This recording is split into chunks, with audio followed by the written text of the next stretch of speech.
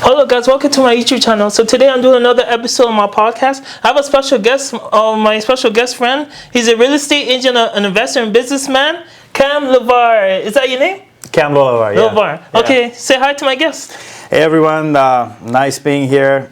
Me and him go back quite a while. Back. Yeah, a while. Yeah, I'm very excited to be a part of this today with you. Yeah, this man saved my life. I couldn't get an apartment, and he approved me to get an apartment. So I just want to say thank you so much. No, man, it was a privilege. It was one of those moments in my life that we have this stigma attached to real estate people. They're always demonized and like they're bad people. They're after your money. They just want to sell. Yeah. And like moments like this makes me feel proud of what I'm doing.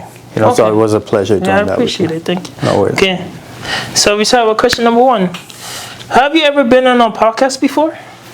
No, actually, this is going to be my first episode. So I think you'll have a great time today. Yeah, no, I would. I'm sure I will. Okay.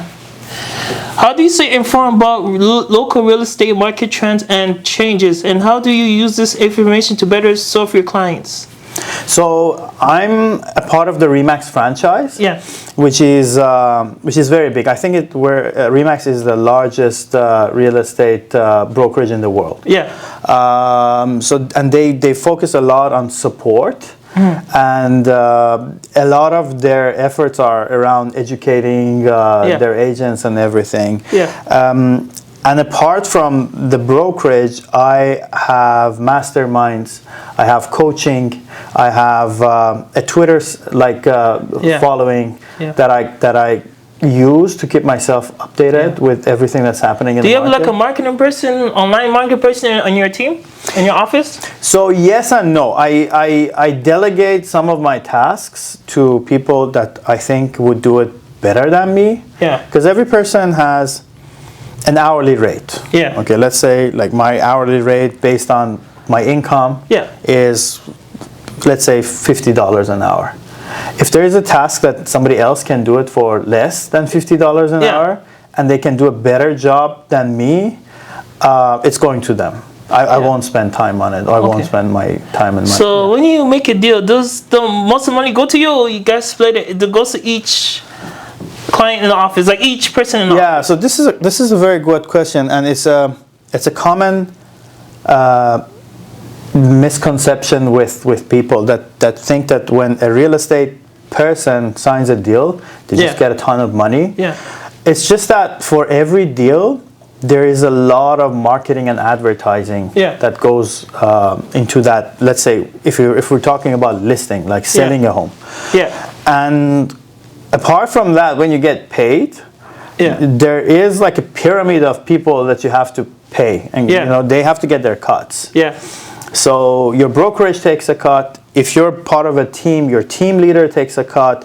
Then obviously the government takes his share. So it's not as it looks like when it comes to real estate payments. It's usually much less. When I applied for the apartment, I remember I had to talk to another guy first. I forgot his name. He's a little bit older than you. That guy, you remember? Yeah. He's a great guy. I used to work with him. I changed my brokerage, so now I'm a part of a different office. But I've known him for years. He's a great guy, and he actually helped me a lot when I got started. So we'll go another question. What are common mistakes about buying or selling a home that encourage you in your work? Common mistakes about buying or selling a home is that regardless of whether you want to buy or sell, you have to be very clear about your finances. So if like we have different stages that we take our clients through in order to make them like as educated as possible. So one of the most important things that they have to do is to talk to our mortgage, either their mortgage advisor or our mortgage advisor. You have to know in terms of affordability, where are you standing, what are you comfortable with. You don't want to stretch yourself. A lot of people in Canada, let's say, have stretched themselves so thin during the last couple of years that they're hurting right now. So you don't want to be making your biggest investment in life, Yeah. and spending like the next 10 years sleepless because of the amount of debt that you've put yourself in. Is it the right move if you're struggling in bills? Is it like recommend to sell your home so you can get some money and move to an apartment, then pay your bills like your other bills? Is that a smart move? So every person has a different situation. Selling your home sometimes is the best possible solution. Yeah. It really depends on your unique situation, where you're at, how much debt are we talking about? Is there a chance of you rebounding in the next couple of months? Or is this going to be a permanent thing? Like, have you lost a partner that was bringing money to the table? Versus, like, are you in between jobs and you have a good reserve of funds that you can use for the next few months? People have different circumstances. They come from different angles. So every person, that's why it's a very unique approach, I would say. But yes, selling your home is definitely one of the most logical options. Okay. What advice would you give to someone who's just starting out in the real estate industry or considering buying or selling? You know what? No, sorry. What advice would you give to someone who just started out in the real estate industry? So if you're an agent, let's say you want to start, my best advice would be to be mindful of how much competitive of a market it is. In Toronto, I think we have around 90,000 realtors. Holy shit, that's a lot. And almost half of them, they don't do anything. They do zero deals. So I think in 2000. I have a question. So if you don't make a deal for a while, do you keep your job or they fire you?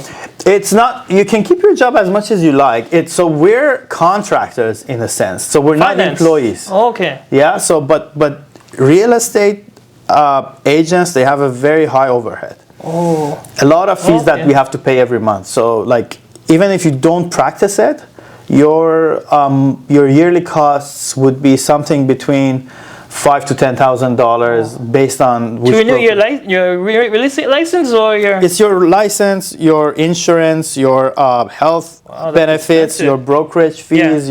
It's a ton of stuff that pile up and become significant. So if you're not ready to commit to real estate full time, I would just say don't bother. Don't bother. Yeah, you're gonna suffer. I feel like some real estate agents don't really follow the book, but they broke the rules. But is it illegal to go outside the book, but you're not hurting no one in the process to make extra money?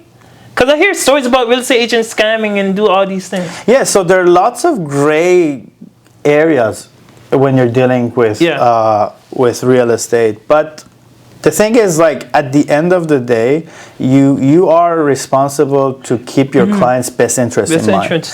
And your work ethic, I think, in the long run, will be a big part of your success. So if you're somebody that does stuff to people to get their commission, I think karma's a bitch. Like at the end of the day, it comes back and bites you in the ass. So you don't want to do that. Like, yes, you close a deal, you get paid once, but the ultimate goal for any real estate agent is to have 100 to 150 people in their database that trust them and like them enough that they would refer their families and friends to them, like what you did, like a few weeks ago you referred somebody to me, right? So had I not protected you or looked after you when we were dealing, you wouldn't have done that to me. So if I take care of your referral, she is going to send somebody else to me, and I'm spending zero money on this, right? So that's the best way to acquire. That's beautiful, man. So this is what you need to focus on. It's a long-term plan. But you have to make sure that when you do a deal, your client loves you when it's done. Yeah, for sure. You have to be friendly to them. If you're an asshole to them, they won't work with you. I say you have to treat people respect, and they'll come back to you. That's how I look at it. Exactly. Circle of life. Circle of life. Okay. What do you as the biggest challenge feel in the I'll skip that. How do you approach working with clients who have unique or specific needs when it comes to buying or selling a home? So every client is unique.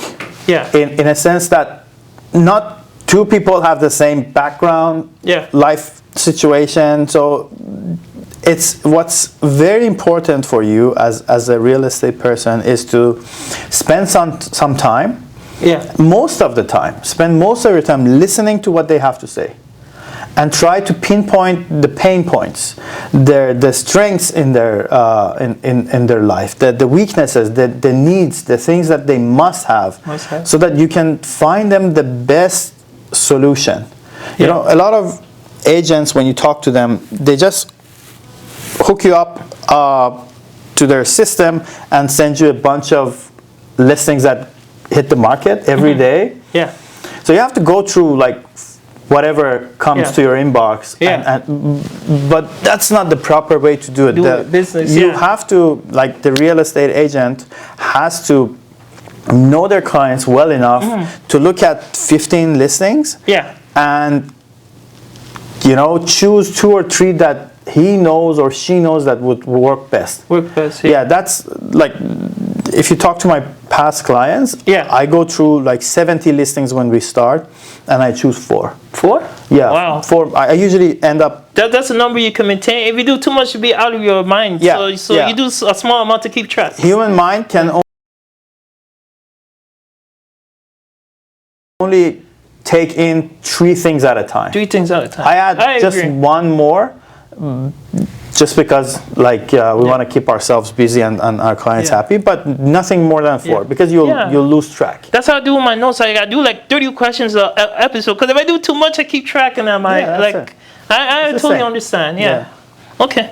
So, can you share a time when you had to think outside the box to help a client achieve their real estate goals, and what was the outcome? I think the best example that I can refer to is you, actually. Yeah, me? Okay. Because it was not a conventional and I had a shitty credit score too. It was something like when I got your file. It was one of the biggest challenges that I had, and for the obvious reasons. But the fact that we pulled it off. I was talking about it for months. Like, really? I was so proud of my ass. You know? Like, I did something that 99% of they'll say no. Because I try to look for apartment in Toronto, they'll all say no.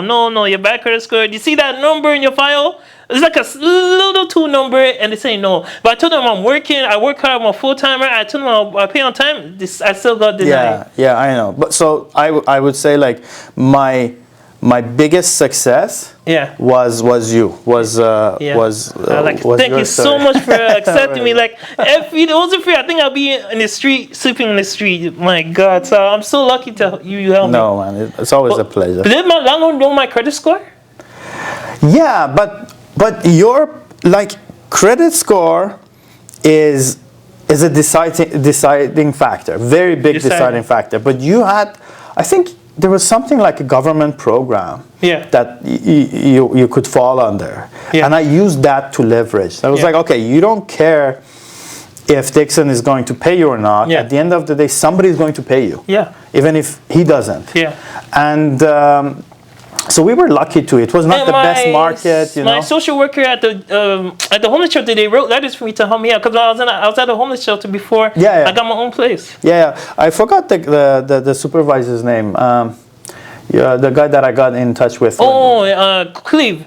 Cleve, was it? Yeah, his name is Cleve. So and when we spoke, he was very confident. Like, I mentioned to you this before.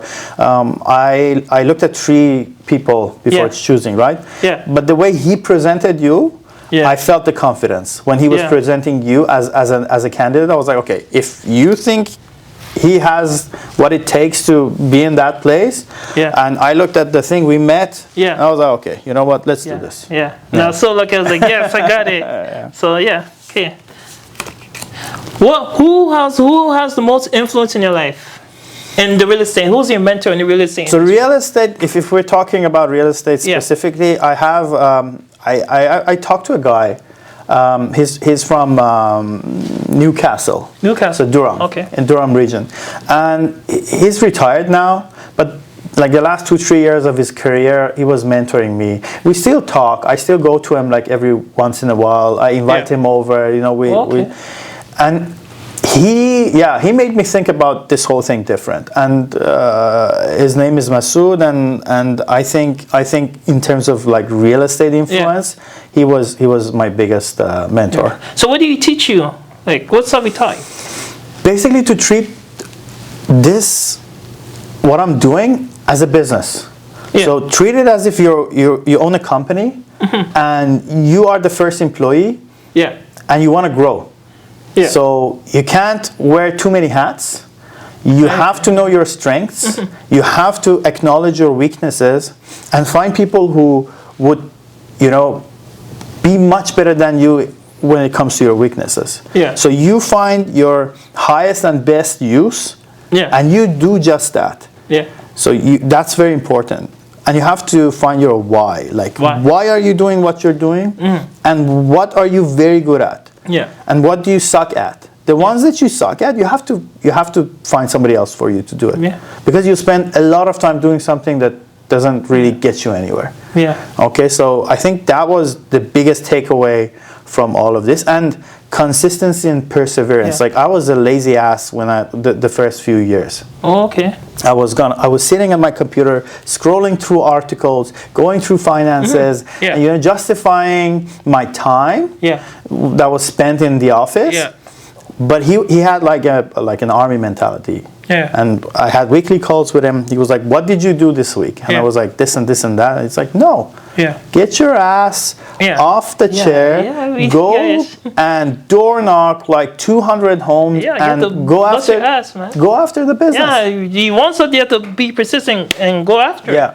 Yeah. Because no one's going to help you achieve your goals. Like, if you sit there and want it, it's not going to come to you. You have to make moves. You know? Exactly. 100%. 100%. So when you went to real estate school and stuff, did they ever teach you, if someone had bad credit score, did they say deny them? Or... No. So the courses, they just cover so much. Like any other subject that you get educated at, the theory is very different from what happens in the real world. Yeah. Right? So you can go to school for the rest of your life and study a subject. Yeah. If you don't go out there and live the reality and get your ass kicked by what's out there, all the sharks and all the craziness and all you'll never learn, right? So real estate was the same thing. I have a bachelor in architecture and a master in development and administration. Oh, wow.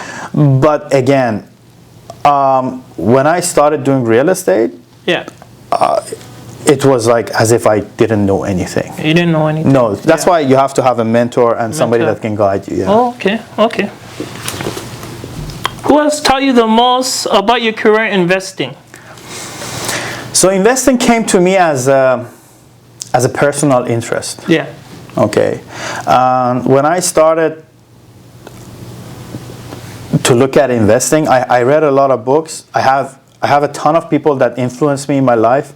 My father, my father-in-law, my mom, a lot of people around me. Yeah. I regard to them as successful people in the investing field. Yeah. But as I grew and as I, expanded my knowledge, I am now somehow different from every single one of them in some senses. Yeah. And that was, I think, through the books that I read. Yeah. Or What was the books? Do you mind if I ask? No. So the best thing that I can suggest to get started, and get a better sense about investing as a whole, I think is The Wealthy Barber. Wealthy Barber. That made me change my way of thinking. Yeah. You can earn $10,000 a month and still be poor. You can be rich, but you cannot be wealthy. Yeah. So there's a difference between the two. You have to make the right moves. Because I feel like investing money is like a 50-50. Because remember the GameStop thing back a few years ago? Yeah. People put their money in there, lost their money, it crashed down, and everybody lost their money. Investing is very different from speculation. Speculation is there's a huge risk factor attached to it, it goes as bad as like a casino. Yeah. Or you can make calculated risks like the options and whatever, and we can discuss about that like later. But investing is more about discipline. Discipline. You can earn $1,000 a month and be a good investor. Wow. There is no way that somebody can tell me that I cannot invest because of my income. Yeah. It's just a formula. You have to, if you want to start becoming an investor, your paycheck comes, you have your deductibles taken away, whatever is left, 10% of whatever is left. Yeah. If you make $1,000, Yeah. invest that money before you touch it. Yeah. Before you take it to the bank, before you do anything with that money, put that $100, buy an index fund. We can talk about this again at a different time. And let that compounding effect work its magic. Oh, okay. Very easy. Very, very easy. And if you invest money, what's the right time to pull it out? Because I know some people like to leave it long and they end up losing everything. So what's the right time to take it out? Never. Never? Just leave it there. Yeah, so go online, Google compounding interest calculator. Yeah. It gives you come across something that's free, and just see like the stock market as a whole historically gives you 7 to 9% a year. Yeah. Okay, put 8% a year of interest, and like work as if you're investing 10% of your income today, whatever it is. Put 10% of your income every month in the calculator at 8%, okay? And run that calculator for 10 years, you'll get a number. Wow. Run that calculator for 30 years and compare the 10-year versus 30 years. Yeah. So you'll get like 6-7 times your investment, the more you keep it. That sounds genius. I might do that. Wow. You should. I should. We can talk about this. I would love to. Yeah. I would love to talk about this. Okay. Well, okay. That's kind of no. What's your favorite part of your job? What? Yeah. Okay. What is your favorite part of your job? Meeting people, man. Meeting people? Yeah, I like. This is like this. Yeah. And like other relationships that I've been able to make because of like what I do. Yeah. Is priceless for me. Yeah. Through real estate, I have come to know people that are better than me in real estate, better than me in investing, like better than me in every aspect of life, and that is going to make me a more successful person. Yeah. And I think the chances I get to meet people that are better than me through real estate will make you work harder. It will make me a better person. Better person and work harder. Yeah, I exactly. see. Exactly. Okay. How did you get into your correct line of work? Like, how do you get into your field? Real estate? Like investing. Sorry, we did start investing. How do you get into investing? It's just a matter of like, I've never suffered a lot in my life when it comes to like money, but there were times that like we discussed earlier, like I extended myself more than I should have, and as a result it made me sleepless at night. So I was like, okay, if I dial back and start doing something now. I'm 40 years old, so if I had known what I know now 20 years ago, and I had spent I had invested $200 a month since I was 20, I could just stop working at 55. Oh, really? Wow. Yeah, just go. Is that the plan though? Is you still gonna stop working at 55? I'm going to stop working in a sense that like I wake up and go to work and come back and run after money. So it's like a certain number in your bank account. You see this certain number, no more. I'm done. No, I just want to be in a position where I don't care about money. Oh, okay. That is where I like to be at some point. I don't want to drive a Lamborghini. I don't want to have a big house. I don't want to. I just want to be able to experience life the way I like. Without having to worry about money. That's my ultimate goal. I feel like with the money, I feel like when you all that money you have, I think it should be supported to your family. Like maybe I don't know if you have kids. I have one and another one. on Maybe the- like it could go towards like their university, college plan when they get older. Yeah. Buy like their books. I think it should invest in your kids. Yeah. 100%. Your loved ones and your wife too, and Yeah. stuff like that. Actually, it's funny that you bring it. You mention it. I have like a list of books that I'm buying for my daughter. Yeah. And I'm going to like put them in order and tell her you have to read the books that changed that Yeah. has had like this effect on me throughout life. So I think I'm gonna do that for my daughter. Yeah, it's better to start when they're young. To be honest, it's way Yeah. better. So when they're young, when they get older, they have it in their mindset. Exactly. So Yeah. yeah. Okay. The 20 minutes is up. I don't. Okay, know. we can continue. It's okay. Okay. Yeah. Fine. How much money you can afford to lose? This is a very good question. No, I really like this question. Okay. Because it goes back to investing and Yeah. your risk appetite. So the younger you are, the more you have to be willing to lose. Yeah. So how old are you? 32. 32. If you were 20, I would have told you like you have to be willing to lose 100% of your savings. Yeah. Just to gain 100% more. Yeah. But as you grow older, Yeah. and you have a family and you have kids and you Yeah. have more and more responsibilities, Yeah. that shrinks. Yeah. Right now, I would not risk more than 30% of my Yeah. assets Yeah. on something that's risky. Yeah. And like I would still buy GameStop, I would still get into Bitcoin, but Yeah. I will not let more than 30% of what I have get into that field. Yeah. The rest goes somewhere which is safer. Safer. Yeah, and Okay. crazy stuff, for me, like crazy risky stuff, maybe 10%. Mate, like I'm trying to do. My friend put me in a. It's called Chick Pay. It was like a sketchy thing. So I put a little bit of money. I didn't put a lot just in case. Yeah. And the professor, we call him the professor, the owner of the investing group. He locked everyone out. And so my friends can't get the money back. I was like, thank God I didn't put lots of money. No, Like, man. Investing is more about discipline than anything else. You don't listen need to knowledge. your inner, your instinct. Your instinct. You just have to be disciplined. Just find something that has worked through, like historically. Yeah. And I would say an index fund, like Yeah. bet on the U.S. market as a whole. Yeah. S&P 500, so Yeah. the largest 500 companies in the U.S. Yeah. They have returned 7 to 9% in the last, I don't know how many years, 60, 70 years. Yeah.